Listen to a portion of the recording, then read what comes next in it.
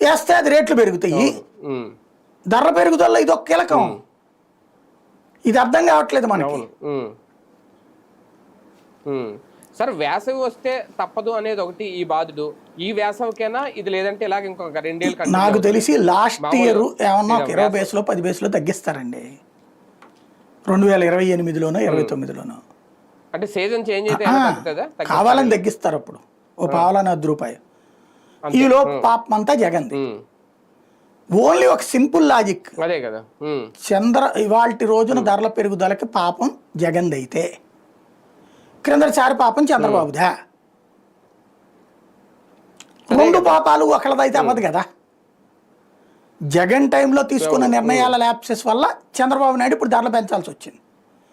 ఈ పాపం జగన్ది అయితే చంద్రబాబు టైంలో తీసుకున్న పాపాల వలన తప్పుల వలన జగన్ భరించినట్టే కదా. అప్పుడు మన మీద వేసినట్టే కదా. అప్పుడు అది బాధుడైంది, ఇప్పుడేమో పన్నీర్ ఎట్ అవుతుంది. అప్పుడు వాళ్ళు చెప్పారు ఇట్లాగే చంద్రబాబు ఎట్ట చేశాడనే కదా జగన్ చెప్పింది. దాన్ని సరి చేస్తున్నాం మేమన్నాడు, పరిష్కరిస్తున్నాం అన్నాడు, తక్కువ కొంటున్నాం అన్నాడు, అగ్రిమెంట్లు చేసామన్నాడు. ఈ లోపు వాళ్ళు ఏం చేశారు, కోర్టుకు వేశారు. మాతో అగ్రిమెంట్ అయిన తర్వాత ఆ రేటు పెట్టి కొనుక్కోకుండా ఈయన ₹2.49 ₹1.90 కొంటానంటే ఎట్టాగా కొనుక్కోమానండి, మా డబ్బులు మాకు ఇవ్వండి అని కోర్టు ఇవ్వమని చెప్పింది. ఇక్కడ ఏమైంది, 2.5కి కొంటున్నారు.